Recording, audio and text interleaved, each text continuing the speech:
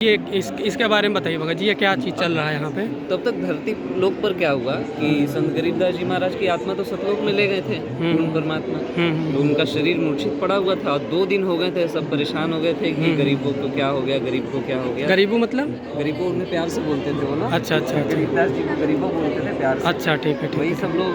और फिर उसके बाद वो मूर्छित पड़े रहे तो सब सोचे कि हो सकता है कि बच्चा मृत हो गया है वो दूध पीने से, जो कि जिंदा महात्मा ने पिलाया है। अच्छा अच्छा, मतलब ये वो जंतर मंतर करके कुछ पिला दिया है जिसकी वजह से उसकी डेथ हो गई ना? डेथ हो गई। अच्छा ठीक तो है। उन्होंने क्या किया कि उसके शव को, जो कि अपेरेंटली शव लग रहा था उस समय, बल्कि वो जीवित हो सकता था। अच्छा क्योंकि सिर्फ उसकी आत्मा पूरा नहीं हुआ था शरीर का। ठीक ठीक ठीक है, तो उनको वो लोग जाकर शमशान में वैसे शैया के शरीर को जला देना चाहिए। अच्छा, तो फिर मतलब उसके वो आत्मा अलग थी, शरीर सिर्फ शरीर सिर्फ वहाँ पड़ा हुआ था। अच्छा, फिर उसके बाद परमात्मा तो जानी जान है, अंतर्यामी है।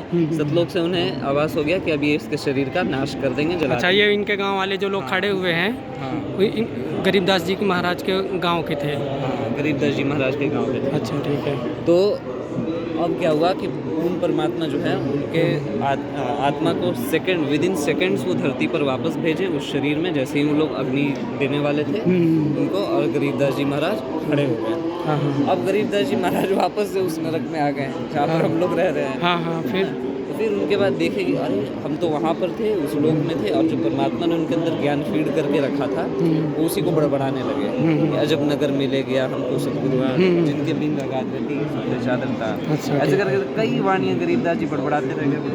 और सबने कहा कि संत गरीबदास जी अभी तो पागल हो गया है लगता है। अच्छा, इसका दिमाग हिल चुका है, ये कुछ भी बड़बड़ाया जा रहा है।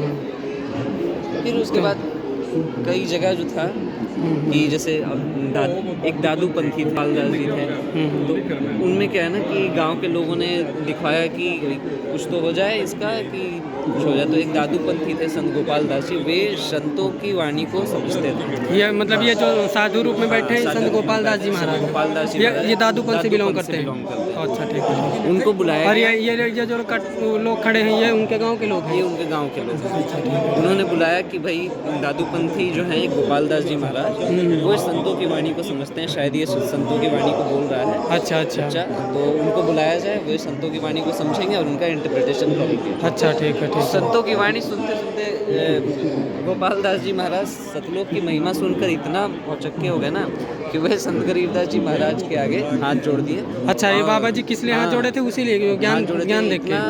अच्छा, उन्हें ज्ञान लगा, सब चीज़ लगा। अच्छा, कि उन्होंने हाथ जोड़ दिया कि संत गरीबदास जी महाराज बाबा मिले थे जो कि पूर्ण परमात्मा थे, और उनको सतलोक ले गए थे, सतलोक के दर्शन कराएं और उन्हीं का ज्ञान उनके। अच्छा ठीक है ठीक है। उसके बाद क्या हुआ, ये दृश्य क्या दिखा रहा है भगत जी?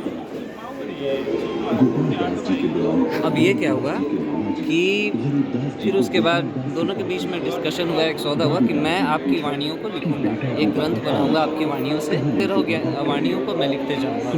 तो संत गोपाल दास जी महाराज ने संत गरीबदास जी महाराज की सारी वाणियों का लेखा जोखा लिख लिया। और जो भी संत गरीबदास जी महाराज बोलते गए सारी वाणियों को लिखते गया अमर ग्रंथ साहिब जी। अच्छा, ये बाबा जो वहाँ उनको दिखाने के लिए बुलाए थे, उनका जो है ये बोलते रहे गरीबदास जी महाराज और वो लिखते गए, सारी वाणियों को लिखते गए। कितने दिन में लिखा है इसको? बहुत दिन तक लिखा, लगभग 5-6 महीना तो लिखा ही होगा। बहुत लंबा समय लग गया था। अच्छा, ये भगत जी ये जो ग्रंथ रखा है इसको, ये क्या है? ये अमर ग्रंथ साहिब है। ये संत गरीबदास जी महाराज ने जो वाणियाँ बोली थी ना, और गोपाल दास जी को ने जो लिखी थी, वही ग्रंथ है ये अमर ग्रंथ साहिब। देखिए कितनी मोटी पुस्तक है, सारा चीज़ लिखा हुआ है। अच्छा, यही 5-6 महीने में लिखा गया ग्रंथ है। अमर ग्रंथ साहिब जो है लिखा गया। इन्हें खुद परमेश्वर मिले थे। इसके बाद गोपाल दास जी ने गरीबदास जी से आग्रह किया कि ये